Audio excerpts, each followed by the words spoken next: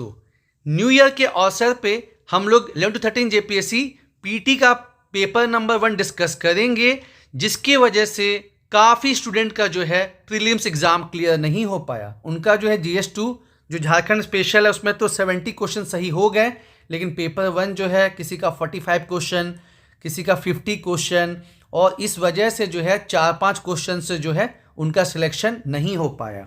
तो आइए हम समझेंगे कि कैसे जो है जेपीएससी ने ट्रिकी पेपर सेट किया है और जिसकी वजह से स्टूडेंट को प्रॉब्लम आई है। साथ ही साथ इससे जो होने वाले 14 जेपीएससी हैं उसके लिए स्टूडेंट को काफ़ी आइडिया मिलेगा। अब देखिए, पहला ही क्वेश्चन जो है सेट बी का, उसमें पूछा गया कि नोबेल प्राइज़ विनर 2022 के। अब सोचिए, पेपर जो है आपका मार्च 2024 में हो रहा है, तो उसमें मैक्सिमम लोग कहाँ का देख के जाएंगे, 2023 का देख के जाएंगे, पर इसमें पूछा कहाँ का गया, 2022 का। तो एक तरह से जो है ये गुगली ही रही। पर जिनको ध्यान में था कि फ्रेंच राइटर एनी एर्नॉक्स को जो है ये अवार्ड मिला है, उनके लिए तो ये आसान क्वेश्चन रहा, लेकिन फिर भी हम कह सकते हैं कि एटलीस्ट 75% स्टूडेंट को जिसमें प्रॉब्लम आई होगी। Question number 2, global Buddhist summit April 2023। तो खैर ये तो बहुत चर्चा में था, इसमें हार्डली किसी को दिक्कत हुई और दिल्ली जो है सबने टिक कर दिया। क्वेश्चन नंबर 3 भी काफ़ी हाईलाइटेड था। क्यों? क्योंकि जितने भी अवार्ड मिलते हैं वो जनरली किसको दिया जाता है, प्रधानमंत्री को। लेकिन जो grand order of the chain of yellow star है, ये द्रौपदी मुर्मू मैडम को मिला, और इस वजह से एक्सपेक्टेड था कि ये क्वेश्चन जो है वो पूछा जाएगा, और मैक्सिमम लोगों ने इसको जो है सही किया। इजिप्ट इसका जवाब हो जाएगा, मिस्र। क्वेश्चन नंबर 4, जो किताब है who is the author of the book the Coalition Years. तो इसमें अगेन वही है, ये किताब जो है काफ़ी चर्चा में रही, और सही जवाब क्या हो जाएगा, प्रणब मुखर्जी, भारत के एक्स प्रेसिडेंट भी रहे हैं। क्वेश्चन नंबर 5, अब देखिए अंतर्राष्ट्रीय संगठन से कैसे डेप्थ में क्वेश्चन पूछा गया है, आप यहां से आइडिया लगा सकते हैं।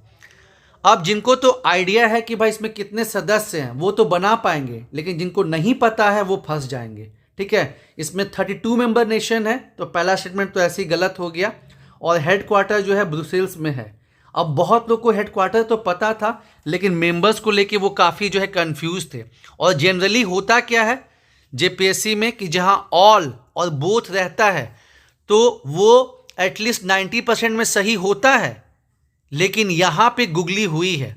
ठीक है, जीएस पेपर 1 इसीलिए बहुत ट्रिकी रहा है, क्योंकि जो नॉर्म्स चलते आए हैं, जो ट्रेडिशन चलते आया जेपीएससी का, उससे हट के क्वेश्चन सेट किया गया है, और ऑप्शन भी हट के सेट किया गया है।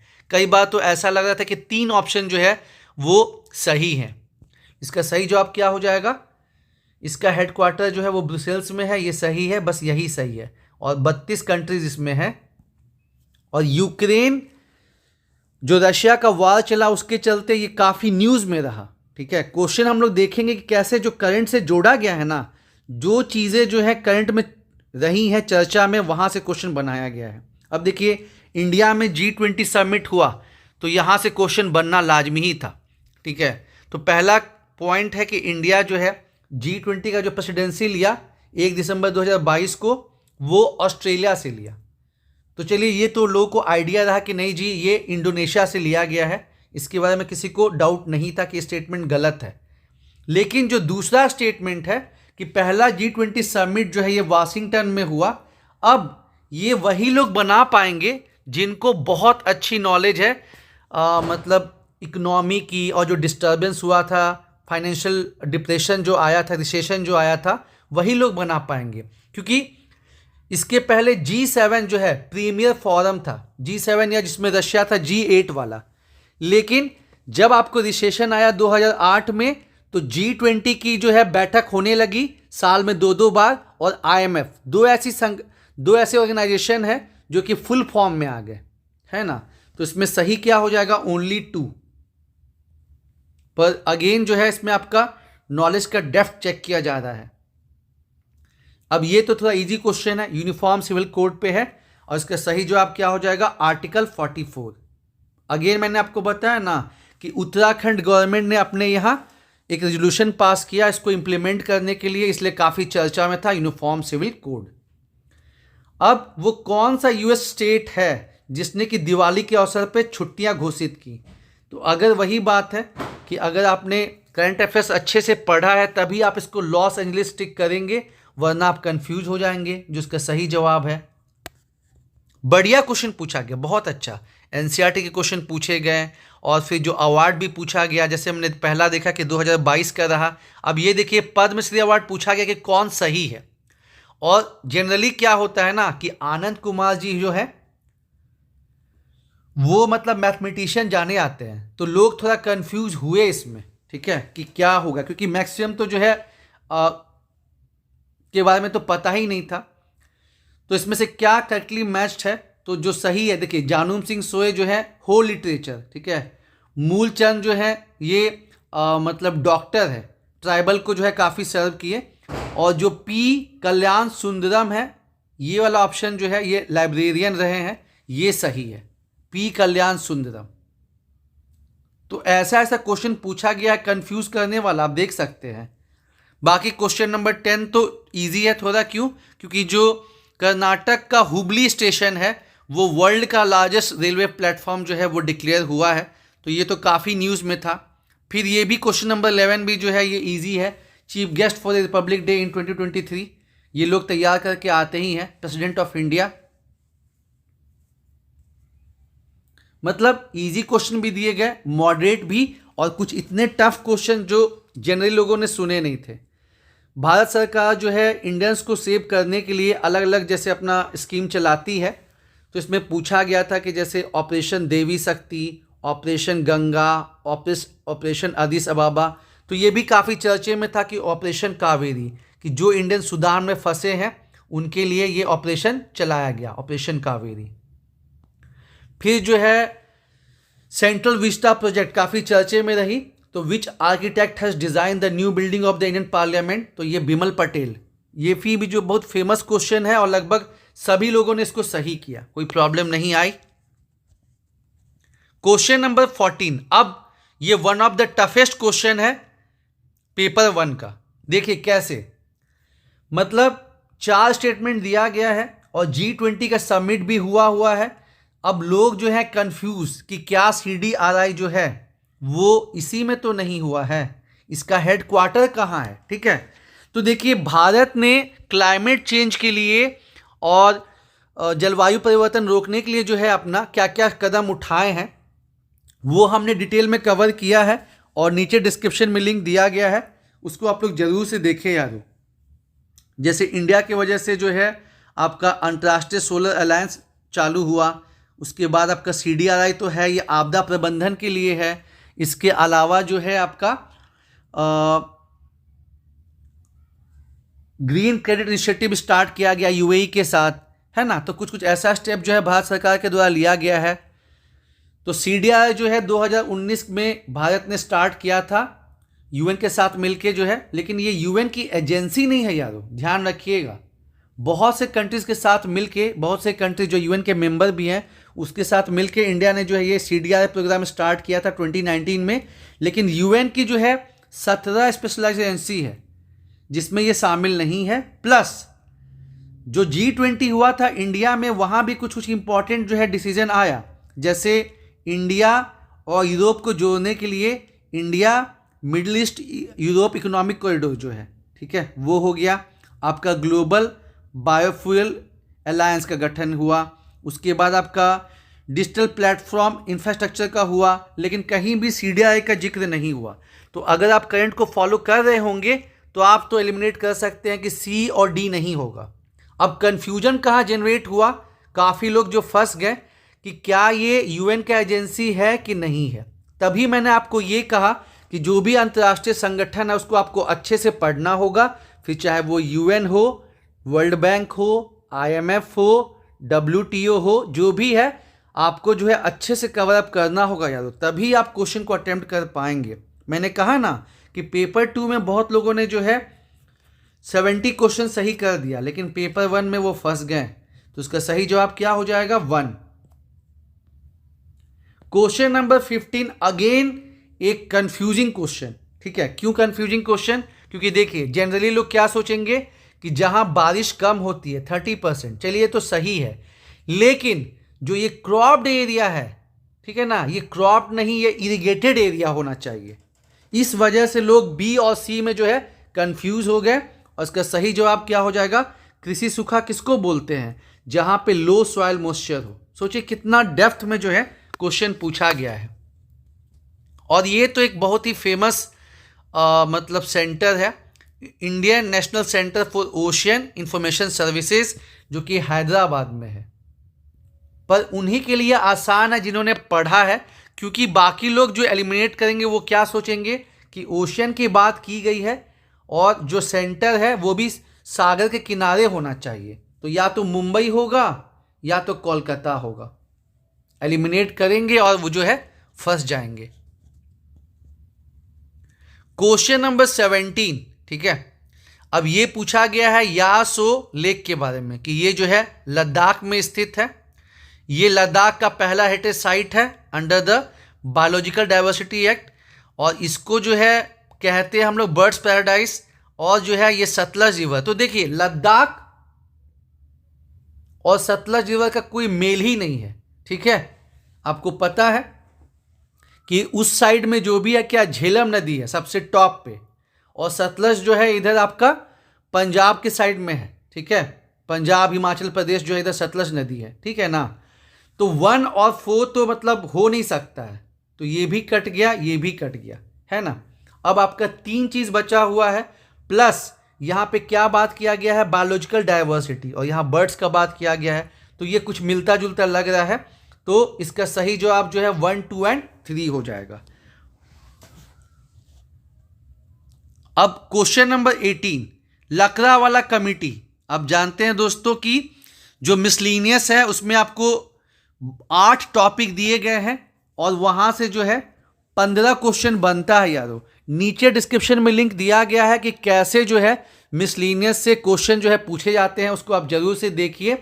और लकड़ावाला कमेटी जो है ये पॉवर्टी एस्टिमेशन से संबंधित है, गरीबी आकलन से। इसके अलावा जो है आपका अलगा committee, Tendulkar committee, Rangarajan committee, ये सब भी जो है पॉवर्टी एस्टिमेशन से संबंधित है। और अब अगर हम बात करें तो 2021 से 2021 से जो है भारत सरकार भी जो है यूएनडीपी से इंस्पायर होके, और जो नीति आयोग है वो क्या पब्लिश कर रही है, एमपीआई, बहुआयामी गरीबी सूचकांक। इसके अनुसार जब पहली बार रिपोर्ट पब्लिश हुआ तो उस समय भारत में गरीबी 25% थी, झारखंड में 42%, और जब सेकेंड टाइम 2023 में हुआ तो गरीबी घट के 15% हो गई, और इसमें जो झारखंड है उसका कितना हो गया, 28.8%, ठीक है। अब देखिए एक बहुत ही अच्छा क्वेश्चन है, लेकिन अगेन अगर आप सही से ऑप्शन पढ़ते हैं तो आप इसको एलिमिनेट कर सकते हैं। कि जैसे कि आपको पता है कि 10 दिसंबर 1948 को जो है यूनाइटेड नेशन सेलिब्रेट करता है ह्यूमन राइट्स, और यही ह्यूमन राइट्स जो है डिफरेंट कंट्रीज ने जो है उसको मौलिक अधिकार के रूप में, इसमें 30 चार्टर्स हैं, डिफरेंट कंट्रीज ने इसको जो है अडॉप्ट किया है। तो the universal declaration of human rights जो है, जिसको यूएन ने जो है अडॉप्ट किया, इसमें क्या शामिल नहीं है दोस्तों। तो देखिए राइट टू लाइफ तो होगा ही होगा, डिग्निटी, लिबर्टी, इक्वलिटी होगा ही होगा। अब बचता है सी और डी। तो ये जो कंसेप्ट है यूनिवर्सल बेसिक इनकम, जैसे पीडीएस सिस्टम होता है ना कि गरीबों को अनाज देना है, तो यूनिवर्सल बेसिक इनकम की वो किसी भी कैटेगरी के लोग हैं उनको जो है कुछ बेसिक अमाउंट मंथ का मिलना चाहिए, ठीक है ना। ये concept right to universal basic income, और कोविड के टाइम पे खैर इसकी चर्चा और भी ज़्यादा थी। तो ये नया कंसेप्ट है, और ये जो ह्यूमन राइट्स का डिक्लेरेशन है ये 1948 का है। तो अगर आप ऑप्शन को पढ़ेंगे, अब ये नहीं कि क्वेश्चन देख के जो है डर जाना है, क्वेश्चन देख के अगर डर गए तो फिर जो है काम खराब हो जाएगा यारो। तो ये सही नहीं है। सार्वभौमिक आधारभूत आय का अधिकार मतलब 7 जेपीएससी में जितना पेपर जीएस 1 का आसान था, 11 to 13 जेपीएससी में जीएस पेपर 1 जो है वो उतना ही टफ बनाया गया। Which of the following is not considered a subsidy box for agriculture in WTO। तो आप जानते हैं दोस्तों कि ग्रीन बॉक्स तो होता है, एम्बर बॉक्स भी होता है, रेड बॉक्स भी रहता है, इसमें व्हाइट बॉक्स का कुछ कंसेप्ट नहीं है यारो। और विवाद किसके चलते होता है इंडिया का, एम्बर बॉक्स सब्सिडी। देखिए मतलब है क्या ना कि जो भी अंतर्राष्ट्रीय संगठन बने, जैसे वर्ल्ड बैंक पहले बना, IMF बना, जिसको क्या बोलते हैं, ब्रेटन वुड इंस्टीट्यूशन, ठीक है, 1944 में। और बाद में जब WTO बना तो इसमें एक चीज़ कॉमन रहा कि इसको कहीं ना कहीं जो डेवलप कंट्रीज़ हैं उन्होंने डोमिनेट किया, और इस वजह से देखते हैं कि IMF में शेयर किसका ज़्यादा है, डेवलप कंट्रीज़ का, विकसित देशों का। वर्ल्ड बैंक में किसका ज़्यादा है, डेवलप कंट्रीज़ का। WTO में भी आप देखेंगे कहीं ना कहीं जो है उनका दबदबा रहता है। हालांकि WTO में वन नेशन वन वोट का कंसेप्ट है, फिर भी जो है अमेरिका उसके साथियों का दबदबा थोड़ा ज़्यादा रहता है। तो उन्होंने एम्बर बॉक्स सब्सिडी में ऐसा प्रोविज़न रखा है कि अगर आप कोई चीज़ ऐसा कुछ सब्सिडी दे रहे हैं कि जो मार्केट को डिस्टॉर्ट करता है, तो फिर मतलब वहाँ पे आपको लिमिटेशन लगेगा, वहाँ पे कुछ रिस्ट्रिक्शन लगेगा। तो प्रॉब्लम कब स्टार्ट हुई, जब भारत 2013 में अपना national food security act Bharat लेके आया, तो यहाँ से ऑब्जेक्शन स्टार्ट हुआ। हालांकि भारत ने क्लियर किया है कि देखिए जो नेशनल फूड सिक्योरिटी एक्ट है ये किसी भी तरीके से एग्रीकल्चर मार्केटिंग को जो है डिस्टॉर्ट करने के लिए नहीं है, बल्कि गरीब लोगों को जो है फूड सिक्योरिटी इंश्योर करने के लिए है। तो स्टार्टिंग में तो भारत को पीस क्लॉज दिया गया कि ठीक है हम आपको कुछ साल का समय देते हैं, लेकिन इंडियन गवर्नमेंट ने कहा है कि ये पीस क्लॉज जो है वो इनडेफिनेट पीरियड के लिए होना चाहिए, और इस वजह से जो है ये विवादों में चलता है। तो ये भी दोस्तों आपको जानना है, पूछा जा सकता है कि कौन से बॉक्स को लेके जो है इंडिया के साथ प्रॉब्लम चल रही है, तो वो है आपका एम्बर बॉक्स सब्सिडी। अब देखिए बहुत ही प्यारा क्वेश्चन, ज्योग्राफी का तो मतलब बहुत बहुत ही प्यारा क्वेश्चन और टफ क्वेश्चन पूछा गया है। तो पूछा क्या गया है, 4 स्टेटमेंट दिया गया है, ठीक है। अभी तक 3 ही स्टेटमेंट देखे जाते थे JPSC के एग्जाम में, लेकिन इस बार स्टैंडर्ड का लेवल बढ़ाया गया है, खासकर GS पेपर 1 में।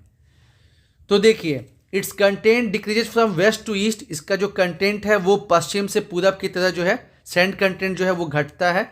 अब जानते हैं कि 2 टाइप का जो एलुवियल सॉइल होता है, ओल्ड बांगर और मतलब ओल्ड एलुवियल और न्यू एलुवियल बांगर खादर सॉइल जो है सबसे ज़्यादा 40% है। और देखिए अब कन्फ्यूजन कहाँ रेज होता है, अगर आपने ठीक से नहीं पढ़ा है तो आप यहाँ कन्फ्यूज हो जाएंगे। मतलब फर्स्ट और सेकंड में कोई कन्फ्यूजन नहीं है, कन्फ्यूजन आपको होगा C में और D में। कभी आपको लगेगा कि C भी हो सकता है, कभी आपको लगेगा कि D भी हो सकता है। इसी वजह से दोस्तों मतलब जो भी पढ़ें अच्छे से पढ़ें, और NCERT जो है उसको कवर करना ही करना है। बहुत से क्वेश्चन जो है NCERT ज्योग्राफी से पूछे गए हैं यारों, ठीक है। तो इसमें चारों ही स्टेटमेंट सही है, इसका सही जवाब क्या हो जाएगा, D ऑप्शन। हालांकि कंफ्यूजिंग है अगर आपने अच्छे से नहीं पढ़ाई करी है, तो थर्ड ऑप्शन नंबर C और D में आप फंस जाएंगे। अब PM कुसुम स्कीम तो बहुत इंपॉर्टेंट है कि आप अपने यहाँ जो है सोलर सेल लगाइए, उससे आपको जो है इलेक्ट्रिसिटी भी मिलेगी, और अगर आपका ज़्यादा प्रोडक्शन होता है तो आप उसको डिस्ट्रीब्यूट भी कर सकते हैं, गवर्नमेंट आपको उसके लिए सब्सिडी भी देगी। तो इसका तो A ऑप्शन हो जाएगा। अब देखिए again,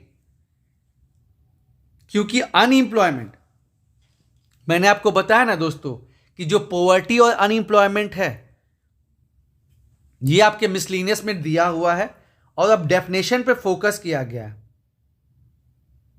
labour force participation rate, Shram Shakti सहभागिता दर। अगेन अगर आप इसको डेफिनेशन को जानते हैं तो ही आप सही कर पाएंगे, नहीं तो आप कहां फंसेंगे, आप फंसेंगे ऑप्शन नंबर B और ऑप्शन नंबर D के बीच में, ठीक है, क्योंकि बहुत मिलता जुलता है। इसमें क्या कर दिया है कि मतलब 1 पॉइंट एक्स्ट्रा लगा दिया एक्सक्लूडिंग डिस्गाइज अनएम्प्लॉयमेंट, लेकिन एग्जैक्ट डेफिनेशन क्या है, नियोजित एवं नियोजन के इच्छुक का कार्यशील आयु जनसंख्या के प्रति अनुपात, ratio of employed and willing to work to working age population.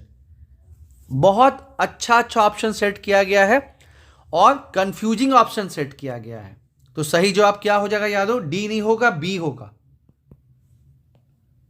Question number 24, world social security report. तो ये जो है आप एलिमिनेट भी कर सकते हैं कि जो ILO है ये चाइल्ड लेबर, उसके बाद वर्कर क्लास, इस सब के लिए काम करता है, तो सोशल सिक्योरिटी का संबंध इससे होगा और ये उस बेसिस पे बन जाएगा।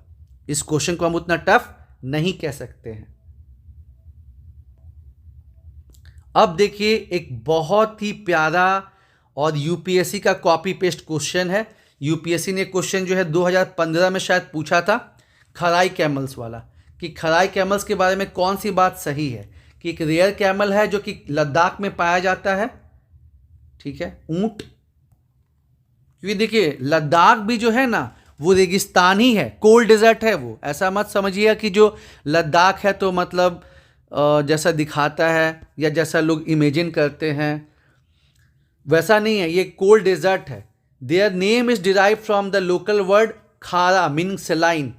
दे स्विम लॉन्ग डिस्टेंस और they were anciently use in the silk route areas. तो ये अब देखिए जो कैमल है वो जनरली हॉट डेजर्ट में ज़्यादा पाए जाते हैं, और यहाँ पे आप कुछ संबंध देख रहे हैं 2 और 3 में, ठीक है। खारा, खारा से खराई, और खारा कहाँ का पानी होता है, समुद्र का, ठीक है। तो 2 और 3 मिलता जुलता है, प्लस लद्दाख वाला ऑप्शन होगा नहीं। अगर आप ये समझ गए तो आप आराम से एलिमिनेट करके इसको बना सकते हैं। ये मतलब सॉरी 1 वाला, जिसमें जिसमें 1 है, ठीक है। मैं वही बात बार बार रिपीट कर रहा हूं यारों, कि अगर आप लोग जो है क्वेश्चन से नहीं डरेंगे और ऑप्शन को देखेंगे तो जो है आपका क्वेश्चन बन सकता है। देखिए मैंने आपको कहा था ना कि मिसलीनियस गेम चेंजर है। मिसलीनियस से जो है 15 क्वेश्चन डायरेक्ट आते हैं और 4-5 क्वेश्चन इनडायरेक्ट आते हैं, मतलब 20 क्वेश्चन, लेकिन उसको लोग जो है वो कम तैयार करते हैं और इसलिए जो है फंस जाते हैं। तो गिनी कोएफिशिएंट जो कि असमानता को निकालने का तरीका है, उसके बारे में 3 स्टेटमेंट दिया गया है, ठीक है। पहला जो है it measures the level of income inequality in the society. चलिए ठीक है, यह समाज में आय की असमानता के स्तर को मापता है और इसको जो है लॉरेंज कर्व की मदद से जो है मेजर करते हैं। अब कंफ्यूजन कहाँ पे है कि higher the Gini coefficient lower the inequality. जितना गिनी कोएफिशिएंट हाई रहेगा उतना इनइक्वालिटी कम रहेगा, बिल्कुल नहीं। गिनी कोएफिशिएंट जितना ज़्यादा रहेगा इनइक्वालिटी भी उतना हाई रहेगा। लेकिन अगर आपने इसको अच्छे से नहीं पढ़ा है तो आप फिर प्रॉब्लम में फंस सकते हैं, ठीक है, प्रॉब्लम में फंस सकते हैं। लेकिन अगर आपने पढ़ा है और आपको पता है कि भाई गिनी कोएफिशिएंट और लॉरेंज कर्व का तो संबंध है ही, यानी 1 और 3 तो होना ही चाहिए, तो आप इसको आसानी से बना लेंगे। और अगर नहीं पढ़ा है तो फिर आप बी और सी में कंफ्यूज हो जाइएगा कि क्या होगा। डिब्रू सैखोवा बायोस्फीयर रिजर्व कहाँ लोकेटेड है? इसमें लोग कंफ्यूज कहाँ कहाँ हुए? अरुणाचल प्रदेश में और आसाम में, ठीक है। तो सही जवाब क्या हो जाएगा दोस्तों? आसाम। अर्थ ओवरशूट डे, जैसे टारगेट रखा जाता है कि एक साल में कितना जो है एनर्जी रिसोर्सेज का इस्तेमाल होगा, ठीक है, अर्थ के रिसोर्सेज का इस्तेमाल होगा, और वो जनरली जो है अगस्त के आसपास ख़त्म हो जाता है, अर्थ ओवरशूट डे। तो ये बताता है कि पर्यावरण का जो क्षरण है वो कितनी तेज़ी के साथ हो रहा है। कंसेप्ट, बेसिक कंसेप्ट बहुत पूछा गया है यारों। अब देखिए, अब हिस्ट्री का क्वेश्चन आएगा। वो कौन सा इंडस वैली साइट है जहां पे एक रेप्लिका पाया गया है? किसका? हल का। हल की खोज से संबंधित रेप्लिका कहां पाया गया है? बहुत ही फेमस क्वेश्चन है, बनवाली, ठीक है। जुते हुए खेत जो है वो कालीबंगा हो जाता है यारों, ध्यान में रहे, जुते हुए खेत होता तो कालीबंगा। धोलावीरा आप जानते ही हैं, धोलावीरा जो है इसका फेमस पोर्ट रहा है, और राखीगढ़ी इसका सबसे बड़ा स्थल है। 6 जेपीएससी में इसी पे डिबेट हुआ था, क्योंकि उसके जस्ट पहले ये खोज हुई थी कि मोहनजोदारो नहीं बल्कि राखीगढ़ी सबसे बड़ा जो है वो स्थल है। सॉरी, धोलावीरा नहीं, लोथल जो है, लोथल जो है वो सबसे बड़ा जो है आपका इसका पोर्ट है। और धोलावीरा एक ऐसा शहर है, नॉर्मली जो है वो इंडस वैली सिविलाइजेशन का 2 पार्ट में शहर डिवाइडेड था, लेकिन धोलावीरा जो है इसका इस 3 पार्ट में डिवाइडेड था। तो आपको जो है चीज़ों को दोस्तों अच्छे से जानना और समझना है, तब जाके बात बनेगा। अब देखिए, ये नया क्वेश्चन है और काफ़ी टफ क्वेश्चन है। बालूडी कहाँ लोकेटेड है? मैंने बोला ना कि 10 से 15 क्वेश्चन तो ऐसे रहेंगे जो आप सीधे जो है एग्जामिनेशन हॉल में देखेंगे, लेकिन दिक्कत की बात नहीं है क्योंकि ये 98% लोग का जो है ऐसा क्वेश्चन जो है वो गलत हो जाता है। तो बालूडी दोस्तों ये आपका सिंहभूम में है और सिंहभूम जो है ऑप्शन में है ही नहीं। दो ऐसा साइट का जो है ना आपको मतलब जिक्र मिलेगा जो काफ़ी टफ है, ठीक है। मतलब दो बारूडी गांव है, एक बारूडी जो आपका खूंटी में है, एक बारूडी सिंहभूम में है, और दोनों ही ऑप्शन में नहीं है। हालांकि जो ये न्यूलिथिक साइट वाला है ये सिंहभूम वाला है, ठीक है, सिंहभूम वाला।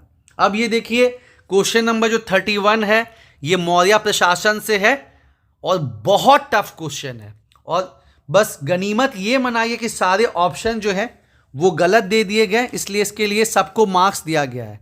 वरना ये तो ऐसा क्वेश्चन था ना जो बहुत कम लोग ही सही कर पाते। तो इसका सही क्रम क्या है कि सबसे पहले क्या होना चाहिए था?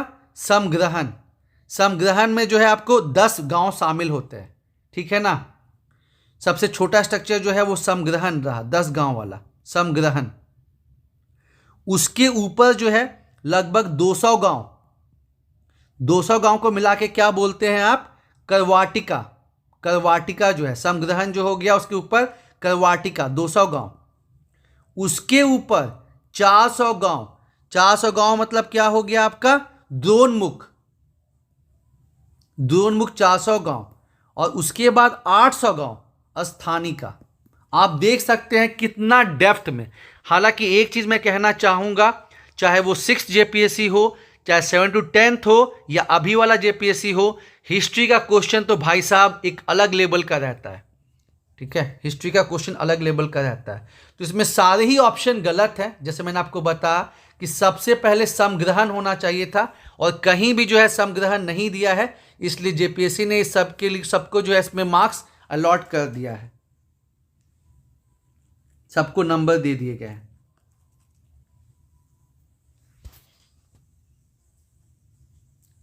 सबसे पहले पे समग्रहण 10 गांव का मिला के बोलते हैं, फिर करवाटिका, ठीक है, उसके बाद द्रोणमुख 400 गांव, और सबसे ज्यादा किस में होता है? स्थानिका, स्थानीय में 400 गांव। अब ये देखिए जिन्होंने एनसीईआरटी पढ़ा है या हिस्ट्री अच्छे से पढ़ा है वो तो बढ़िया से बना पाए हैं, बाकी 30-40% लोग जो है वो कंफ्यूज हो गए हैं। प्रभावती गुप्ता जो है ये गुप्ता डायनेस्टी की जो है राजकुमारी हैं, लेकिन इनकी शादी जो है वाकाटक डायनेस्टी में हुई है, और अगेन एनसीईआरटी में जो है क्लियर कट बॉक्स बना के दिया हुआ है। और जो लोग भी अच्छे से हिस्ट्री पढ़े हैं, तोलकापय्यम एक ट्रेंड हम लोग देख रहे हैं कि आपका जो है साउथ से भी जो है क्वेश्चन पूछा जा रहा है, नॉर्थ ईस्ट से भी पूछा जा रहा है, ठीक है ना। तो संगम टेक्स्ट जो है तोलकापय्यम, ये किस पे है? ग्रामर। इसके अलावा जो है आपको मानिक मिकलई और कुछ कुछ जो संगम साहित्य हैं वो आपको जानने ही जानने हैं यार, वहां से क्वेश्चन पूछा ही जा रहा है। एक ट्रेंड देखने को मिल रहा है जेपीएससी में। Who was responsible for the smooth functioning of the Mughal मनसबदारी system? तो सही जवाब हो जाएगा आपका मीर बख्शी यादव। अब ये क्वेश्चन अगेन एक कंफ्यूजिंग है कि मुगल पीरियड में जो क्वाइन बनते थे, है ना, जैसे मुगल पीरियड में चल रहा है, एग्जाम्पल के तौर पे चल रहा है जहांगीर का टाइम, ठीक है ना। तो पहले जो क्वाइन बनते थे प्रीवियस देन, उसको क्या कहते थे? पहले के जो खजाने को क्या कहते थे? तो इसमें कंफ्यूजन किस में हुआ था? मोहर में और खजाना में। तो ध्यान रखिएगा दोस्तों, जो अभी सुल्तान बना हुआ है ना मुगल पीरियड में, जो अभी सुल्तान है जैसे जहांगीर है, तो उसके समय जो चीज़ चल रहा है उसको मोहर बोलते थे, और जो पहले वाला है उसके पहले के जो राजाओं का है उसको खजाना बोलते थे, ठीक है ना। ये ध्यान रखिएगा, इतना डेप्थ में क्वेश्चन पूछा गया है, और मैक्सिमम लोग इसको क्या टिक किए हैं? मोहर टिक किए हैं, लेकिन मोहर नहीं होगा, खजाना होगा यारो। अब ये तो एक आसान क्वेश्चन है, विजयनगर अंपायर का जो है राजधानी कहां सिचुएटेड था? तो तुंगाभद्रा।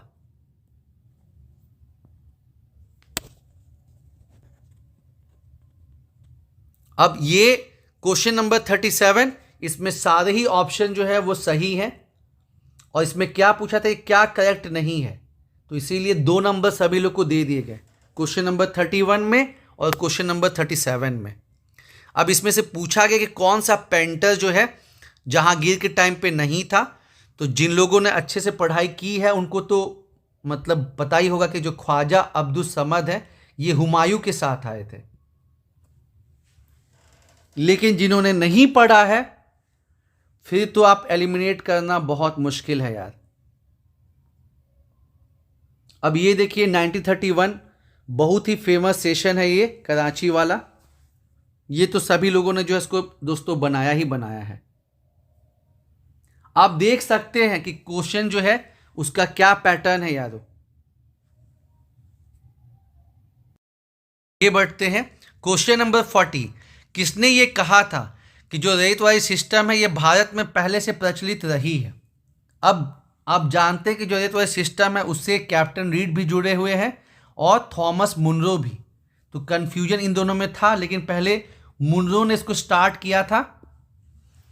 तो सही जवाब क्या हो जाएगा 40। इसमें से कौन सा न्यूज़पेपर है जो कि गांधी जी से संबंधित नहीं है यारो। तो ये मतलब ठीक ठाक क्वेश्चन है, ऐसा नहीं बोल सकते कि बहुत टफ क्वेश्चन है। इंडियन मिरर जो है वो गांधी से संबंधित नहीं है। अब क्वेश्चन नंबर 42 अगेन एक फेमस क्वेश्चन है, लेकिन अगर आपने नहीं पढ़ा है तो फिर बहुत मुश्किल हो जाएगा। ट्रीटी ऑफ अमृतसर जो है 1809 में हुआ था और लोग इसमें ढूंढ के आए थे चार्ल्स मेटकाफ, क्योंकि लॉर्ड मिंटो की तरफ से जो है चार्ल्स मेटकाफ ने ये ट्रीटी करी थी, लेकिन जो है उसमें चार्ल्स मेटकाफ नहीं दिया हुआ है। गवर्नर जनरल कौन थे? Lord Minto. तो सही ऑप्शन क्या हो जाएगा? D option. लेकिन अगेन अगर आपने नहीं पढ़ा है फिर बहुत मुश्किल है। इसमें कौन सी बुक है जो डॉक्टर अंबेडकर के द्वारा नहीं लिखी गई है? तो अगर आपको पता है कि जो गोपाल कृष्ण गोखले हैं उन्होंने सर्वेंट ऑफ इंडिया सोसाइटी बनाई थी, तो उस बेसिस पे आप इस क्वेश्चन को बना सकते हैं। ठीक है, अगर आप ये जानते हैं तब। और जनरली जिन लोग को नहीं पता वो सी टिक कर दिए हैं।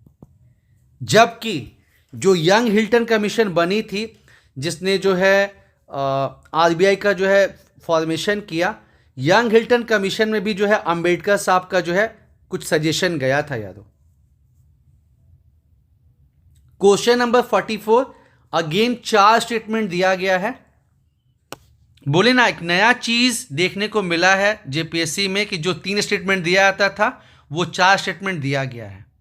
ठीक है, तो इसमें देखिए एक चीज क्या है कि 82.5 जो है ये भारत का स्टैंडर्ड टाइम है। मतलब थर्ड वाला जो है आपका स्टेटमेंट ट्रू है। और ऐसा किस में दिया गया है? बी में और सी में, 2 में जो है ये बात दिया गया है। तो आप एलिमिनेट कीजिए, ए और डी जो है वो कट गया। अब इन दोनों में जो है आपको चुनना है यारो। और इसमें क्या बोला गया कि जो time along the standard meridian है इसको स्टैंडर्ड टाइम लिया गया, मतलब 3 और 4 बिल्कुल ही सही है। और ऐसा किस में है? बी में। ठीक है, बी में। लेकिन वही है कि आपको पूरा अच्छे से पढ़ के और एग्जामिनेशन हॉल के प्रेशर में उसको जो है टिक करना है, वरना जो है गड़बड़ हो जाएगा यारो। और ये भी सही है कि जो है 2 घंटे का डिफरेंस है गुजरात और अरुणाचल प्रदेश में। इसमें क्या लिखा था? 2.5 आवर्स। ठीक है ना, ध्यान देना है। देखिए कैसे थोड़ा सा ट्विस्ट करके जो है क्वेश्चन को घुमा दिया गया है। अब अगेन देखिए ज्योग्राफी का क्वेश्चन, जैसे मैंने बताया कि जीएस 1 में जो ज्योग्राफी के क्वेश्चन आए हैं, कुछ हिस्ट्री के क्वेश्चन आए हैं, मतलब और कुछ करंट अफेयर्स के भी जो क्वेश्चन आए हैं, एक अलग लेवल का क्वेश्चन पूछा गया है। तो जो ट्रॉपिक ऑफ कैंसर जो है कर्क रेखा, ये भारत को 2 हिस्सों में बांटती है। बिल्कुल सही। ट्रॉपिक ऑफ कैंसर जो है ये डिवाइड करती है भारत, मतलब कर्क रेखा भारत के अंतर्राष्ट्रीय सीमा रेखाओं को 2 हिस्सों में बांटती है। अब ये देखिए ये गलत है। ठीक है, मतलब 2 नहीं होगा, 2 नहीं होगा, ये चला गया, ये चला गया। अब 3 और 4 बचता है। मैक्सिमम ईस्ट वेस्ट जो है वो एक्सपेंशन ट्रॉपिक ऑफ कैंसर के अंदर है, बिल्कुल नहीं। ठीक है, line joining the easternmost and westernmost जो है ये north of Tropic of Cancer. तो जब आप एलिमिनेट कर दिए तो बचा क्या कि 1 तो होगा ही होगा, और ऐसा क्या कौन सा, या तो आंसर ए होगा या तो डी होगा, और जो 2 है वो गलत है, तो बचा क्या? एलिमिनेट करके आप बना सकते हैं यारों कि 1 तो होगा ही होगा, बी और डी में जो है 1 नहीं है, बी और डी में नहीं है, तो या तो आंसर आपका ए होगा या तो डी होगा। और इसमें क्या बोलता है कि जो ट्रॉपिक ऑफ कैंसर है वो अंतर्राष्ट्रीय सीमा रेखाओं को बांधती है, वो कहां से होगा? ठीक है, तो सही जवाब इसका डी हो जाएगा। अब इसमें अगर आपको मैप ध्यान में नहीं है फिर तो आप मतलब इस क्वेश्चन में फंस जाएंगे यारों। आपको जो है इंडिया का मैप, वर्ल्ड का, देखिए वर्ल्ड ज्योग्राफी जो है वो जेपीएससी नहीं पूछता, बीपीएससी पूछता है, यूपीपीसीएस पूछता है, लेकिन झारखंड नहीं पूछता है। तो आपको दोस्तों जानना ही जानना है कि वो कौन सा इंडियन स्टेट है जो कि बॉर्डर शेयर करता है आपका बांग्लादेश और म्यांमार के साथ। तो सही जवाब क्या हो जाएगा दोस्तों? मिजोरम। एक बार ऐसी क्वेश्चन पूछा गया था कि ट्रॉपिक ऑफ कैंसर कहां से होकर नहीं गुजरती है, उसका जवाब हो जाएगा मणिपुर। तो एक आप पैटर्न देखेंगे, इसलिए पीवाईक्यू करना जरूरी है। और इस बार तो पैटर्न का लेवल जो है, मतलब कहते हैं ना कि 6th में अच्छा स्टैंडर्ड था, 7 में थोड़ा पेपर 1 का जो है डाउन स्टैंडर्ड था, लेकिन अभी का जो स्टैंडर्ड है वो 6 से भी जो है थोड़ा हाई रहा।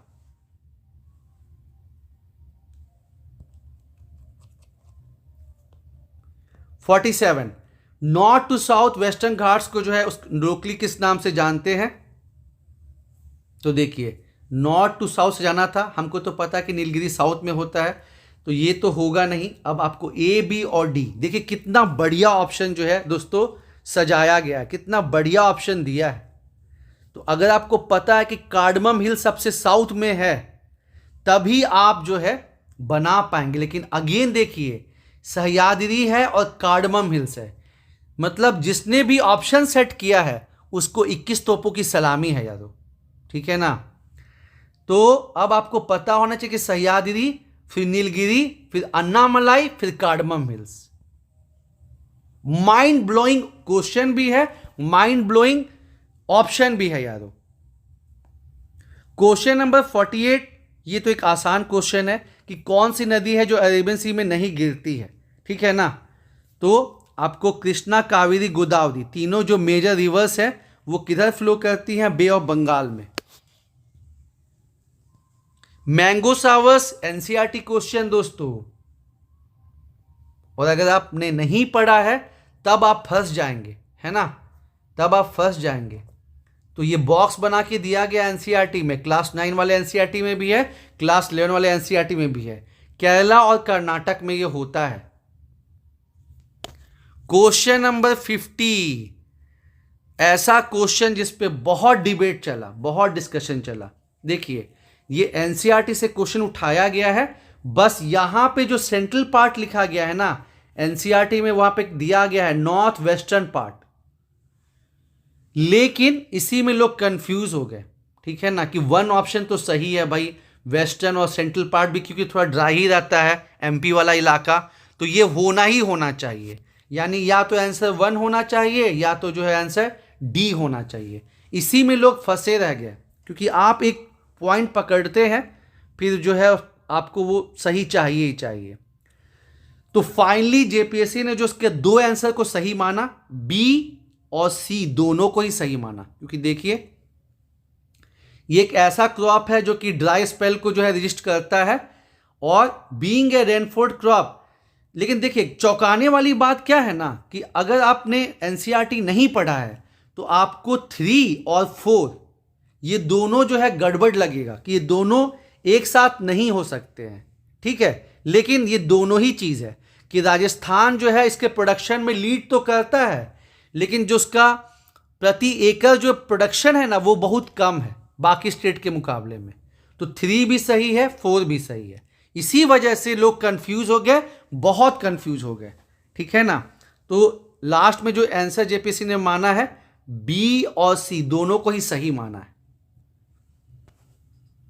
और इस पे काफी टाइम तक जो है डिस्कशन चलते रहा, डिबेट चलते रहा, लेकिन एनसीईआरटी से सीधे उठाया गया है और मैंने आपको बताया ही कि बस एक वर्ड चेंज कर दिया गया है और इसी वजह से लोग फंस गए।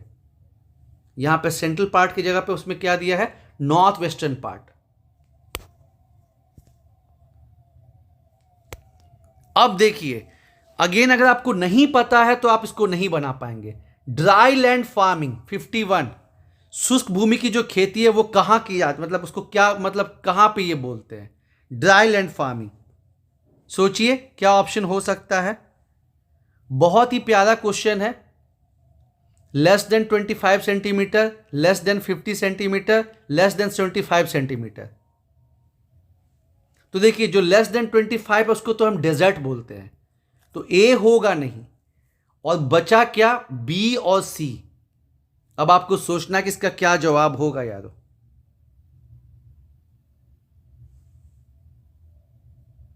क्वेश्चन नंबर 52, इसमें भी दोस्तों जो भी ऑप्शन है वो सारे के सारे गलत है, इसलिए जो है सभी को नंबर दे दिया गया है।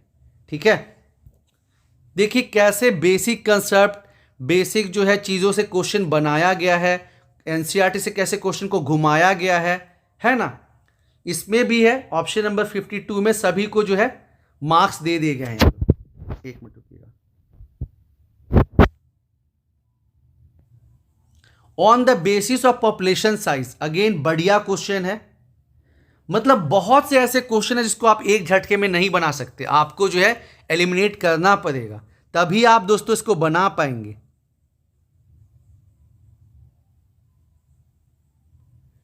और इसमें कहां कंफ्यूजन हो रहा था, इंक्रीजिंग ऑर्डर ऑफ अर्बनाइजेशन, कि कहां सबसे कम है और कहां सबसे ज्यादा है। तो एक दिमाग आप क्या लगा सकते हैं कि जो भी मेट्रोपॉलिटन जो 4 फेमस है ना, नॉर्थ में दिल्ली, साउथ में चेन्नई, ईस्ट में कोलकाता और वेस्ट में मुंबई, वहां सबसे ज्यादा जो है अर्बनाइजेशन है। तो मतलब चेन्नई तो लास्ट में होगा, क्योंकि इंक्रीजिंग ऑर्डर बताना है। लेकिन अब यहां पे आप कैसे बेंगलोर और अहमदाबाद में जो है डिसाइड कीजिएगा, ये थोड़ा सा मुश्किल था। लेकिन फिर जब आप दिमाग लगाएंगे कि बेंगलुरु जो है सिलिकॉन वैली है और इतने ज़्यादा वहाँ पे मतलब आईटी सेक्टर और बाकी चीज़ के हेडक्वार्टर्स हैं, तो उसके बेसिस पे फिर आप इसको एलिमिनेट कर पाएंगे। लेकिन वही बात है कि एग्जामिनेशन हॉल का इतना प्रेशर रहता है, वहाँ पे सिली मिस्टेक के भी चांसेस दोस्तों बहुत ज़्यादा रहते हैं।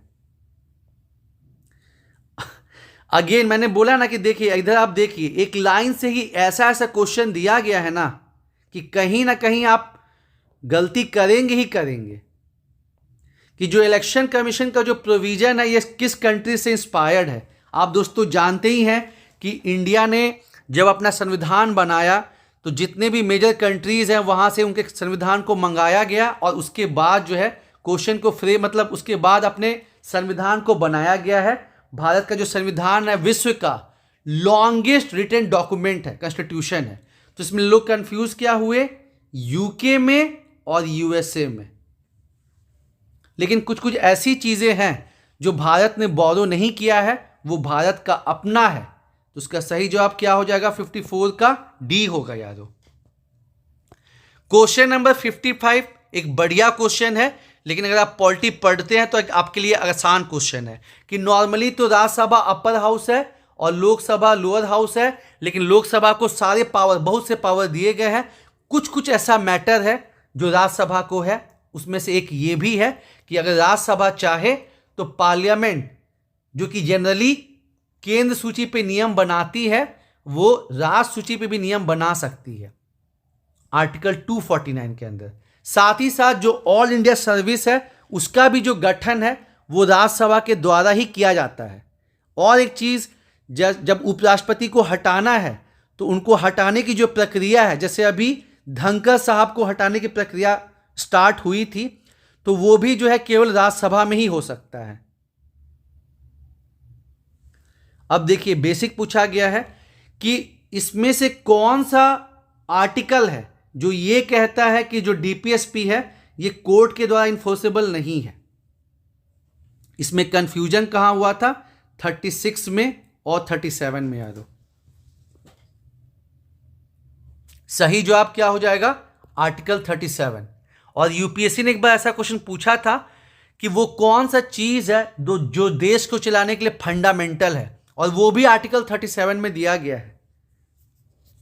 और जो डीपीएसपी है, एक तरफ जहां फंडामेंटल राइट वो पॉलिटिकल राइट्स को इंश्योर करता है, जो डीपीएसपी है, जो भारत कल्याणकारी राज्य है ना, वेलफेयर स्टेट, ये सबसे बढ़िया कहां झलकता है? राज्य के नीति निर्देशक सिद्धांत, directive principle of state policy. ठीक है, आप जितना भी स्कीम देखिए ना, वो कहीं ना कहीं डीपीएसपी के थ्रू ही जो है वो होता है। अब देखिए 57 एक टफ क्वेश्चन है, टफ क्वेश्चन। ठीक है, कि जैसे जो कौन सा अमेंडमेंट किया गया है कि जो रिजर्वेशन में प्रमोशन जो है उसको इंसर्ट किया गया है 16 क्लॉज नंबर 4A में। जैसे 16 में क्या बोलता है? 16 में ये बोलता है कि गवर्नमेंट जॉब में भेदभाव नहीं होना चाहिए on the basis of caste, creed, sex और रिलीजन। ठीक है, और उसी में 16 क्लॉज नंबर 4 में बोला गया है कि ठीक है, भेदभाव तो नहीं होना चाहिए, लेकिन गवर्नमेंट अगर चाहे तो गवर्नमेंट क्या कर सकती है? गवर्नमेंट जो है आरक्षण दे सकती है। और फिर प्रमोशन में जो आरक्षण का बात कहाँ किया गया है? 16 क्लॉज नंबर 4A में। तो एक टफ क्वेश्चन है, इसका सही जवाब क्या हो जाएगा? 77th amendment 1995। लेकिन मैंने वही बोला कि जो 15 क्वेश्चन ऐसे आते हैं ना जो माइंड ब्लोइंग होते हैं, दिमाग हिलाने वाले, उसमें क्वेश्चन में ये भी शामिल है यारो। Question number 57।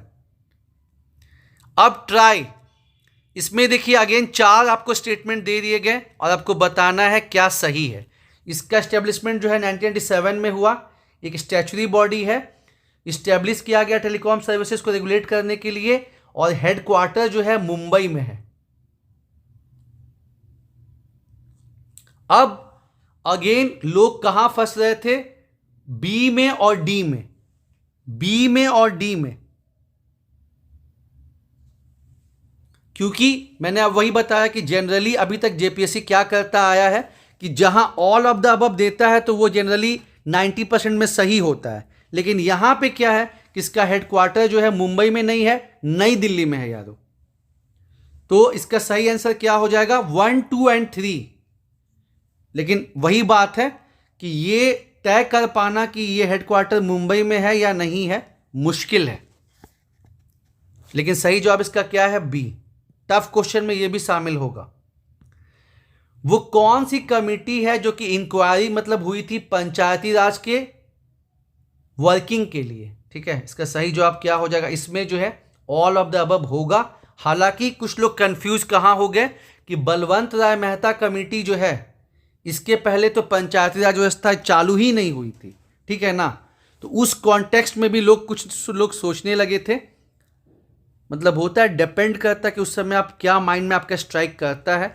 और बहुत लोगों ने जो है इसको 2, 3 एंड 4, और डिबेट भी काफ़ी चला कि जो है 1 होना चाहिए या नहीं होना चाहिए।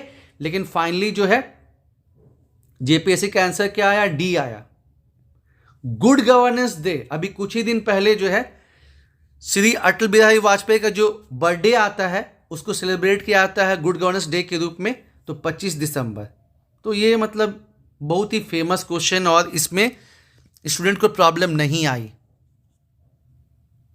आइए क्वेश्चन नंबर 61 देखिए।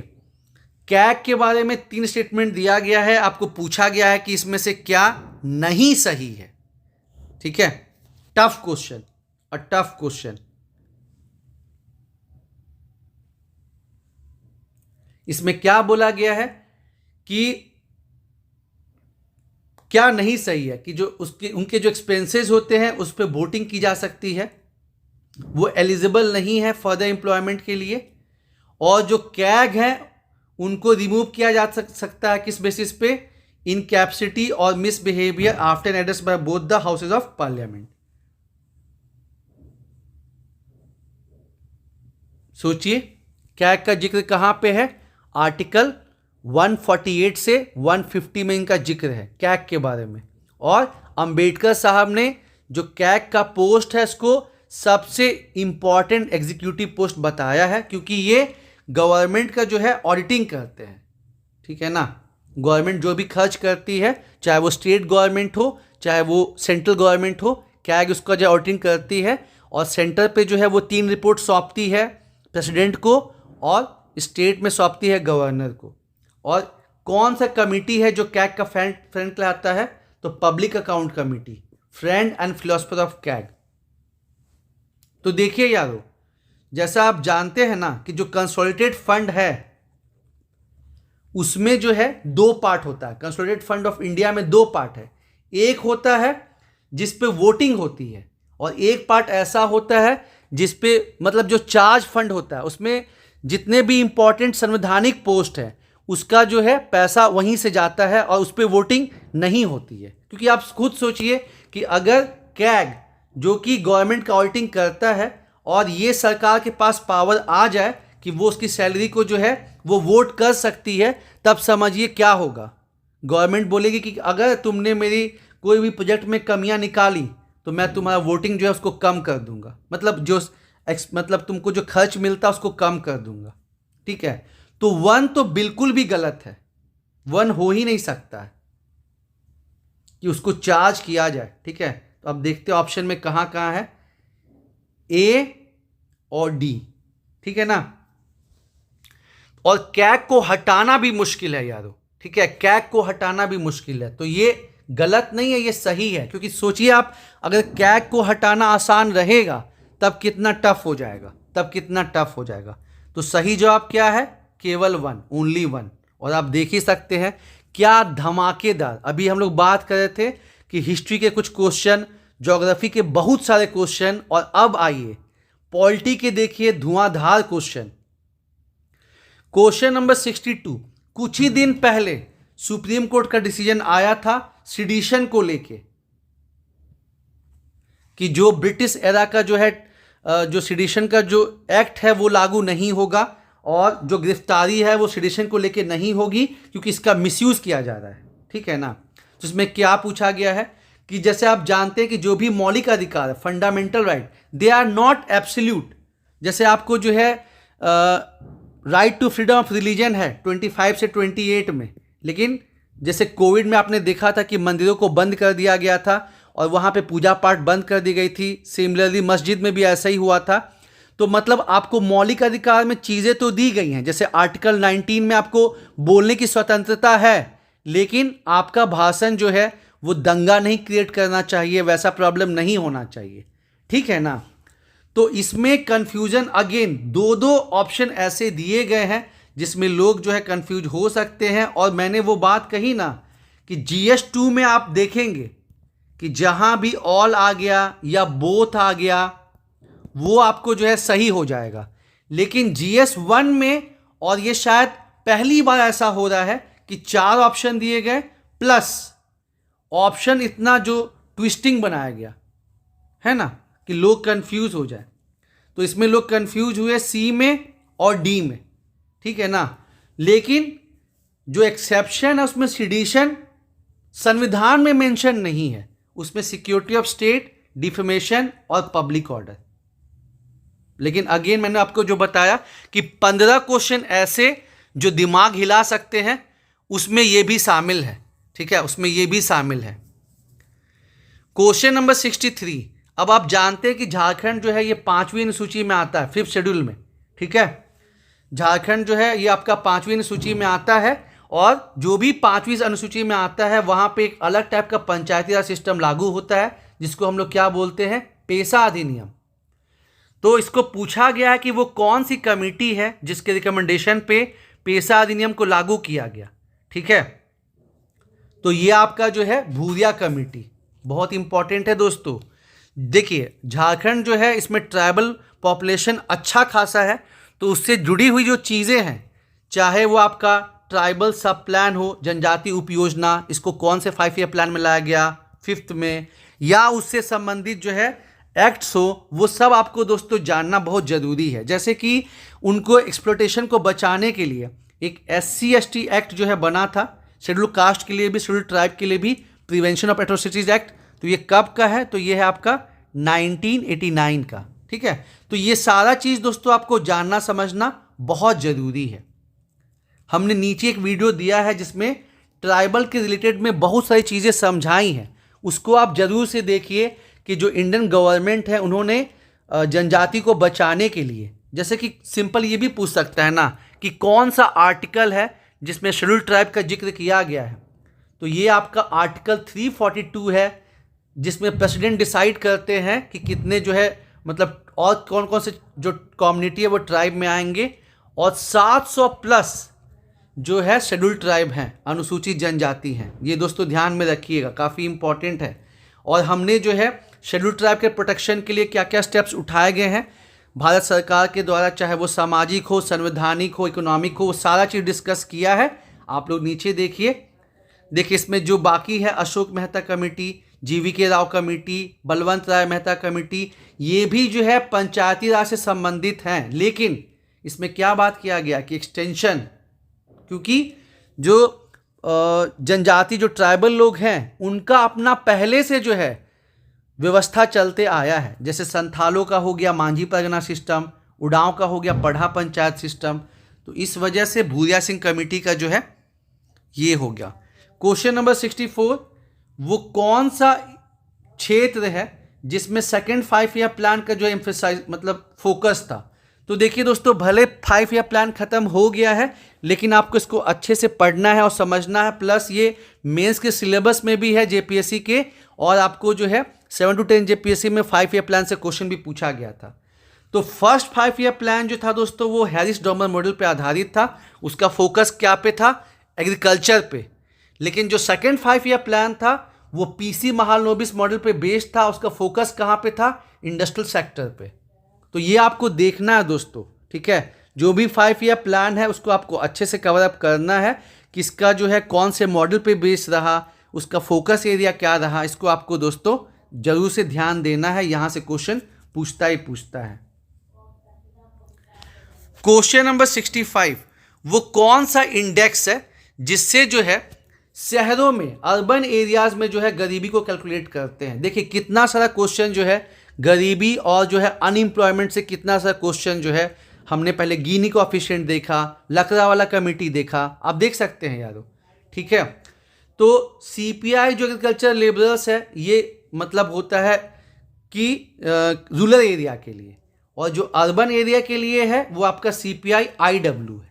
और कौन सी संस्था जो है इसको पब्लिश करती है दोस्तों, काफ़ी इंपॉर्टेंट है, तो वो है आपका लेबर ब्यूरो। लेबर ब्यूरो जो है इसको पब्लिश करती है। और 7 to 10 JPSC में WPI से CPI से मतलब एक क्वेश्चन पूछ लिया था, तो आपको जो है WPI मतलब थोक मूल्य सूचकांक, CPI, ठीक है, उपभोक्ता मूल्य सूचकांक, ये सब जो है दोस्तों जानना समझना बहुत ज़रूरी है। WPI 2014 तक भारत जो है हेडलाइन इन्फ्लेशन को मेजर करने के लिए WPI इस्तेमाल करता था। इसमें सबसे ज़्यादा वेटेज जो है मैन्युफैक्चरिंग गुड्स को है। लेकिन जो CPI है, अब 2015 के बाद भारत सरकार CPI कंबाइंड इस्तेमाल करती है, और इसमें ज़्यादा वेटेज किसको है, फूड को। साथ ही साथ WPI में जो सर्विस सेक्टर है, जिसका अराउंड 60% कंट्रीब्यूशन है इंडिया के GDP में, 56 से 60%, उसका वो आता ही नहीं है WPI में। तो इसी वजह से इंडिया ने 2015 से जो हेडलाइन इन्फ्लेशन है उसको निकालने के लिए क्या इस्तेमाल कर रहा है भारत, CPI कंबाइंड, ठीक है, ये काफ़ी इंपॉर्टेंट है। और कौन पब्लिश करता है, ऑफिस ऑफ इकोनॉमिक एडवाइजर जो है वो पब्लिश करता है WPI, ठीक है। अब देखिए आगे बढ़ते हैं हम लोग। क्वेश्चन नंबर 66, इंडिया जो है लार्जेस्ट प्रोड्यूसर है और लार्जेस्ट कंज्यूमर है, तो ये काफ़ी चर्चा में रहता है, पल्सेस का, दाल का। इसमें से कौन सा जो है वो कैश क्रॉप नहीं है यारों, तो मिलेट, क्योंकि इतना हम लोग के यहाँ उत्पादन होता नहीं है, ठीक है। और ध्यान में रखिएगा, इंडिया के इंसिस्टेंस पे ही जो है भारत में जो है पहले मना था नेशनल ईयर ऑफ मिलेट, क्योंकि चावल में आप जानते हैं कितना ज़्यादा पानी लगता है ना। और इंडिया में क्या है कि 4% ही फ्रेश वाटर है, और पॉपुलेशन कितना है 18%, तो बहुत सारा वाटर तो हम लोग एक्सपोर्ट ही कर देते हैं। और मतलब बारिश पे डिपेंडेंसी भी है, एटलीस्ट 50% जो खेती होती है वो बारिश पे डिपेंडेंट है। तो भारत की वजह से 2018 में तो पहले मना ही मना, और UN ने जो है 2023 को इंटरनेशनल ईयर ऑफ मिलेट के रूप में सेलिब्रेट किया, और भारत सरकार इसको बढ़ावा देने के लिए 500 करोड़ रुपया खर्च कर रही है, जबकि जो झारखंड सरकार है वो 50 करोड़। इसमें से कौन सा इंडिसेज है जो कि सतत विकास के लिए इस्तेमाल होता है? तो देखिए इकोलॉजी भी है, मतलब क्या है, तीनों का है, ठीक है, तीनों चीज़ का है, इकोनॉमी, इकोलॉजी और सोशल, ये तीनों का मिश्रण क्या कहलाता है? सतत विकास। और देखिए एक बहुत टफ क्वेश्चन पूछा गया था, सतत विकास का जो कंसेप्ट है वो 1980 में आया, IUCN लेके आया, लेकिन ये जो है इसको डिफाइन कब किया गया था? डिफाइन किया गया था 1987 में। ये काफ़ी इंपॉर्टेंट है यारों कि कंसेप्ट कब आया और इसको ऑफिशियल डेफिनेशन कब मिला। तो 2 क्वेश्चन इसी से पूछे गए हैं, 2 नहीं 3 क्वेश्चन, इसमें ऑल ऑफ द अबव हो जाएगा। और ये जो है आपका कॉन्फ्रेंस जिसको हम बोलते हैं world summit on sustainable development, ये जो है जोहान्सबर्ग में हुआ था कब? 2002 में। तो दोस्तों इन्वायरमेंट पे हमने 2 बहुत ज़बरदस्त वीडियो बनाए हैं, क्योंकि मिसलिनियस बहुत इंपॉर्टेंट है यारों, और नीचे डिस्क्रिप्शन में उसका लिंक दिया गया है। GS पेपर 2 के 100 क्वेश्चन का, उसके बाद मिसलिनियस में क्या क्या पूछता है, उसके बाद इन्वायरमेंट का, उसको आप दोस्तों ज़रूर से देखिए। अगेन देखिए फिर पूछा गया सतत विकास, तो ये तीनों का मिश्रण है, economic development, environment development, social development, ये तीनों का जो है वो मिश्रण है सतत विकास का। तो ये आपको दोस्तों जानना समझना बहुत ज़रूरी है। और साथ ही साथ जो सतत विकास के लक्ष्य हैं, ठीक है, सतत विकास के जो लक्ष्य हैं उसको भी आपको जानना समझना बहुत ज़रूरी है, क्योंकि या तो मैच द फॉलोइंग, जैसे कि मान लीजिए कि पूछ लिया कि जो SDG 7 है उसका संबंध किससे है, तो उसका संबंध जो है वो क्लीन एनर्जी से है। तो आपको जो है जो 17 गोल्स हैं वो आपको ध्यान में रखना, ये आपको ऑब्जेक्टिव में काम आएगा।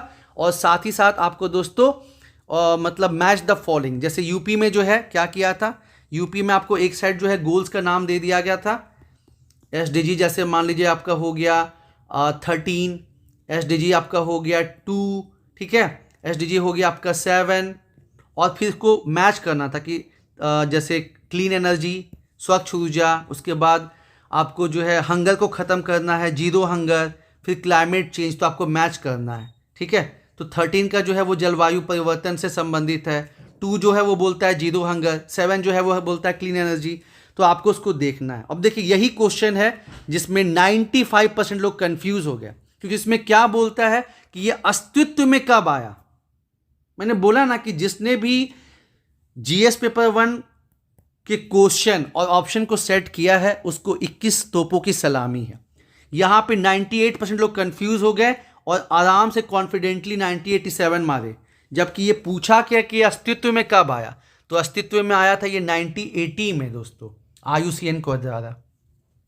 प्रोसेस ऑफ इकोनॉमिक रिफॉर्म्स, अभी हाल ही में मनमोहन सिंह, डॉक्टर मनमोहन सिंह, जो कि भारत के PM भी रहे, RBI के गवर्नर भी रहे, उन्होंने, उनके टाइम पे ये स्टार्ट हुआ था 1991 में, जब इंडिया जो है, इंडिया में क्या हुआ था, बैलेंस ऑफ पेमेंट क्राइसिस हुआ था, ठीक है। भारत जो है आज़ादी के बाद क्लोज इकोनॉमी मॉडल अपनाया और हमने जो है विदेशी व्यापार पर उतना फोकस नहीं किया, मैक्सिमम जो चीज़ें हैं वो पब्लिक सेक्टर में रखी, इस वजह से भारत का जो है हाल बेहाल हो गया और कंडीशन ये आ गई कि हमको IMF वर्ल्ड बैंक से जो है वो लोन लेना पड़ा, और तब LPG का प्रोसेस स्टार्ट हुआ था, उदारीकरण, निजीकरण, वैश्वीकरण 1991 में। क्वेश्चन नंबर 73 ऐसे आप देखेंगे तो बहुत टफ लगेगा, बहुत टफ, लेकिन मैंने आपको क्या कहा कि आपको जो है क्वेश्चन देके घबराना नहीं है यारों। जो IBRD है यही तो ब्रेटन वुड्स, वर्ल्ड बैंक, ठीक है। तो D का 2 ऑप्शन, अगर आपको ये चीज़ पता है तो देखिए एक ही में है, एक ही ऑप्शन में ऐसा है कि D का 2 ऑप्शन दिया है और आप इसके बेसिस पे इसको बना सकते हैं। देखिए क्वेश्चन भले टफ रहे लेकिन निगेटिव मार्किंग तो है नहीं, तो आपको अटेम्प्ट करने में क्या जा रहा है, डर के आगे जीत है दोस्तों, इस चीज़ को ध्यान में देना है। तो क्या हो जाएगा, जो प्राइस डिस्क्रिमिनेशन है A का 3 हो जाएगा, लैंड मोनोपोली, जो लैंड रिफॉर्म है B उसका 4 हो जाएगा, भूमि चकबंदी, जो 3rd है पॉवर्टी उसका नक्शे हो जाएगा, और जो D है उसका 2 हो जाएगा। क्वेश्चन नंबर 74, अब यहाँ साइंस के कुछ क्वेश्चन पूछे गए हैं कि ये देखिए ये वाला चीज़ कि जो 2 कॉन्सिक्यूटिव साउंड वेव के बीच में जो डिस्टेंस उसका उसको क्या बोलते हैं? आसान क्वेश्चन है, वेवलेंथ। कॉज ऑफ इको, अब ये आसान नहीं है, इसमें रिफ्लेक्शन और रिफ्रैक्शन में लोग कंफ्यूज हुए थे, तो उसका सही जवाब क्या हो जाएगा? ध्वनि का परावर्तन। लाइट ईयर क्या है? ये तो बच्चा वाला क्वेश्चन है, डिस्टेंस। इसमें से क्या वैक्यूम में ट्रैवल नहीं कर सकता है? अब यहां लोग कंफ्यूज थोड़ा बहुत हुए, लेकिन जिनको बेसिक आइडिया है कि नहीं यार साउंड के लिए तो मीडियम चाहिए ही चाहिए, ये वैक्यूम में ट्रैवल नहीं कर सकता है, ठीक है। इसमें लोग कंफ्यूज हुए ट्रांसमिशन और मॉड्यूलेशन में। The process of superposition of any information on radio wave, जो रेडियो वेव के थ्रू हम अपना इंफॉर्मेशन भेजते हैं उसको क्या बोलते हैं? मॉड्यूलेशन। हालांकि उतना टफ नहीं है, क्योंकि ये टर्म जो है ये जो है काफ़ी चर्चा में रहता है, या फिर से ये रिपीट हो गया है। अंगोरा उल जो है उसको किससे स्टार्ट किया जाता है? तो देखिए पुराना जो एनसीईआरटी है उसमें तो गॉड दिया था, लेकिन अभी जो होता है ना कि वेल डिफाइंड, उसमें क्या लिया कि अंगोरा उल जो है वो रैबिट से मिलता है। तो पहले जो है जेपीएससी आंसर गोट दिया, और बाद में जो है क्योंकि एनसीईआरटी में भी जो अभी वाला उसमें रैबिट कर दिया गया है। इसमें से रैम के बारे में क्या सही नहीं है? ठीक है, आसान क्वेश्चन है। रैम जो है वो हार्ड डिस्क है, ये सही नहीं है। क्वेश्चन नंबर 81 कि जो लोग कंप्लेन करते हैं ना किसी की शिकायतों को व्यक्त करने के लिए, जो वेबसाइट का प्रयोग कहलाता है वो क्या कहलाता है? तो वो कहलाता है साइबर वेंटिंग, ठीक है। इसमें लोग साइबर रेंटिंग और साइबर वेंटिंग में थोड़ा कंफ्यूज रहे। मॉडरेट क्वेश्चन हम कह सकते हैं। और क्वेश्चन नंबर 82 तो मतलब क्या ही बोलिएगा, आप क्लास 5 का भी बच्चा बना देगा। अर्थमेटिक लॉजिक यूनिट, मतलब हर टाइप के क्वेश्चन पूछे गए, लगभग 20 क्वेश्चन ऐसे पूछे गए जो बहुत ही आसान। मॉडरेट क्वेश्चन अच्छे खासे रहे और टफ क्वेश्चन बहुत सारे रहे, ठीक है। अब आईसीआर डे जो है कब सेलिब्रेट होता है? अगेन अगर आप पढ़े हुए हैं बना पाइएगा, नहीं पढ़े हैं तो आपको मतलब किसान दिवस भी याद आ सकता है, ठीक है। Global gene bank of rice elimination के बेसिस पे बन सकता है, लेकिन ज़्यादा दिमाग लगाने पे गलत हो सकता है, ठीक है। ग्लोबल जीन बैंक है, ग्लोबल मतलब इसमें एक ही हेडक्वार्टर है फिलीपींस, लेकिन ज़्यादा दिमाग लगाएंगे कि इतना आसान क्वेश्चन कैसे हो सकता है, तो मालूम चला कि आप पूसा को भी टिक कर दिए, ठीक है ना।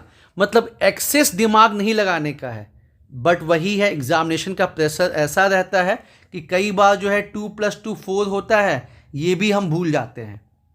शुगर केन क्या है? दमदार क्वेश्चन, ठीक है। ये शॉर्ट डे प्लांट है, कम दीप्ति काल का ये पौधा है, ठीक है ना। और फोटो इनसेंसिटिव नहीं, ये फोटो सेंसिटिव प्लांट है। एक वर्ड को घुमा दिया गया। How many chromosomes are found in the endosperm of maize? Very tough question, बहुत ही टफ क्वेश्चन। अगेन इसमें 90% लोग जो है फंस गए। 30, मैंने बोला ना 15 ऐसे क्वेश्चन है ना जो बहुत टफ। अगेन आइए 87, स्टार्टिंग में आपने देखा साइंस के कुछ इजी क्वेश्चन, फिर मॉडरेट क्वेश्चन, फिर अब देखिए कौन सा पार्ट है वीट का जो एडिबल नहीं है? तो एबीडी जीनोम। अगेन 90% लोग जो है, हालांकि जिनका बायो या एग्रीकल्चर सब्जेक्ट रहा होगा उनके लिए क्वेश्चन 86, 87 जो है, या फिर जो है क्वेश्चन 85 वो आसान रहा होगा। और दोस्तों मैं एक बात कहना चाहूँगा कि जब आप सिलेबस देखेंगे तो उसमें क्या लिखा हुआ है कि साइंस टेक्स्ट से 6 क्वेश्चन और कृषि विज्ञान से 6 क्वेश्चन।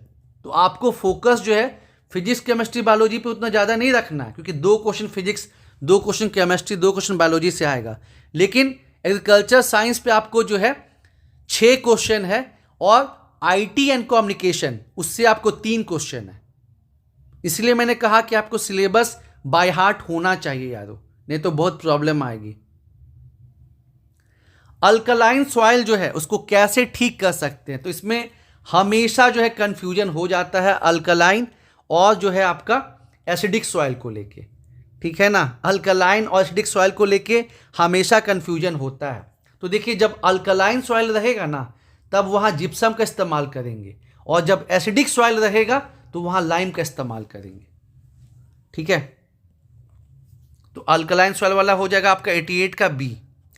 अब मैंने बोला ना कि आपका वहाँ पे बारूदी एक तो क्वेश्चन पूछा था साइट का, और यहाँ दूसरा पूछा लोटा पहाड़ का, जिसके बारे में अगेन 95% लोगों ने नहीं सुना। तो ये जो है लोटा पहाड़ अगेन ये सिंहभूम इलाके में है, और ये centre of the stone age of primitive group है। जैसे वहाँ पे आपको न्यूलिथिक साइट का पूछा था ना बारूदी का, वैसा ही ये है। और दोनों को जो है कहाँ पे है, सिंहभूम में। छोटा नागपुर राज में जो है मतलब एक हाथी का जिक्र है। ठीक है, तो वो हाथी का नाम मतलब क्या है यारो? तो इसमें जो है बहुत लोगों ने आपको जो है नागपुरी पिट्ठू जो है मतलब कर दिया है। बताइए इसका मतलब क्या होगा? ऑप्शन श्याम, श्याम वाला जो होगा इसका ऑप्शन हो जाएगा डी ऑप्शन।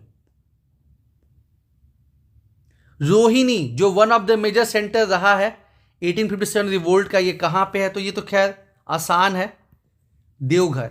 ये क्वेश्चन टफ नहीं है। अब अगेन एक ऐसा क्वेश्चन जिसमें काफी डिबेट चला कि most important God of Santhal tribe क्या होगा? ठीक है, ठाकुर देव होंगे या मरांग बुरु होंगे? इस दोनों को लेके जो है काफी डिबेट चला, लेकिन लास्ट में वही है कि जेपीएससी ने क्या ऑप्शन माना, मरांग बुरु को जो है most important God of Santhal tribe माना। राजकुमारी लेपर अजलम जो है कहां पे दोस्तों? ये जो है देवघर में है, ये 93 का ए। हील खरिया कम्युनिटी में जो आपका बॉडी बिगर देन पंचायत, उसको क्या कहते हैं? ठीक है, तो यहां पहले तो जो है चीरा ऑप्शन काफी टाइम तक जेपीएससी ने माना था, लेकिन आपने देखा ही होगा मुंडा ट्राइब में या फिर जो है उड़ांव ट्राइब में क्या होता है कि गांव और बहुत से गांव को मिला के जो है पढ़ा बनता है। ठीक है, पढ़ा पंचायत, तो उसके बेसिस पे भी आप इसको बना सकते थे। हालांकि वही एग्जामिनेशन हॉल का प्रेशर 94 का ए। फिर से confusing question, who among the following was the considered as the head of the village? ठीक है, खूंट कटी रैयत और जेठ रैयत में काफी कंफ्यूजन हुआ। ठीक है ना, कि क्या ऑप्शन होना चाहिए, और सही ऑप्शन क्या बना? जेठ रैयत। देखिए पहले क्या होता था 6th और 7th में कि जो पेपर 1 में जो 10 क्वेश्चन आते थे झारखंड के, उसमें आप आसानी से 6-7 क्वेश्चन बना पाते थे। लेकिन इस बार ऐसा नहीं है। इस बार 10 क्वेश्चन में से 2-3 क्वेश्चन आप आसानी से बना पाएंगे, बाकी जो है 6-7 क्वेश्चन बहुत ही टफ। ठीक है, वो एक नया पैटर्न देखा गया। जैसे 3 ऑप्शन का पैटर्न नया देखा गया ना, मतलब 4 ऑप्शन का, कि 4 ऑप्शन दिया हुआ है, उसमें भी जैसे पहले था कि 90% चांसेस है कि जहां ऑल मिल गया आपको, जहां बोथ मिल गया वही सही होगा। लेकिन आप देख सकते हैं कि कितने सारे आंसर जहां पे ऑल नहीं सही हुआ, बोथ सही नहीं हुआ। तो वो गूगली जो है, अब देखिए ये आपको बुक में जनरली मिलेगा ही नहीं। ठेनडिरी और बिदादिरी किताब में मिलेगा नहीं यारो। तो ये किससे संबंधित है? तो ये मुंडा लास्ट राइट्स यानी कि मुंडा अंत्येष्टि से संबंधित है यारो। तो ये 96 हो गया, 95 हो गया, 94 हो गया।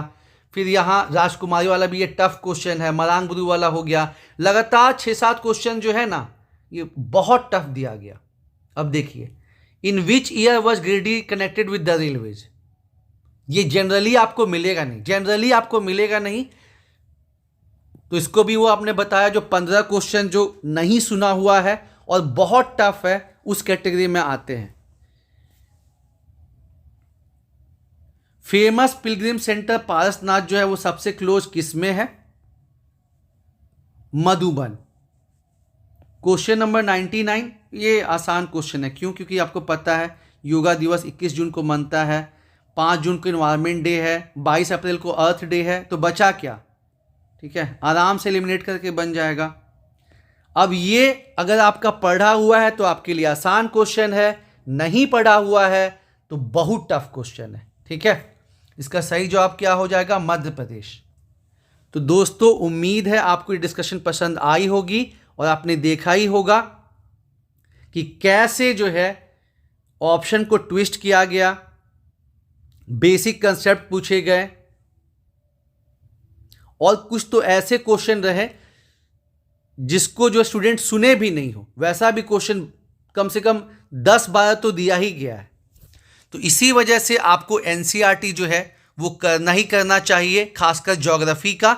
आप देख सकते हैं सारा क्वेश्चन कैसा बनाया गया है, और जो भी आप पढ़ें उसको आप डिटेल में पढ़ें, प्लस खूब मेहनत करें। आप इंतजार ना करें कि नोटिफिकेशन कब आएगा, क्योंकि वही बात है कि जैसे अभी इस बार देखा गया कि 342 जो है वैकेंसी है, 2,74,000 जो है वो पीटी का एग्जाम में अपीयर हुए, 7,000 बच्चे ही पास हुए।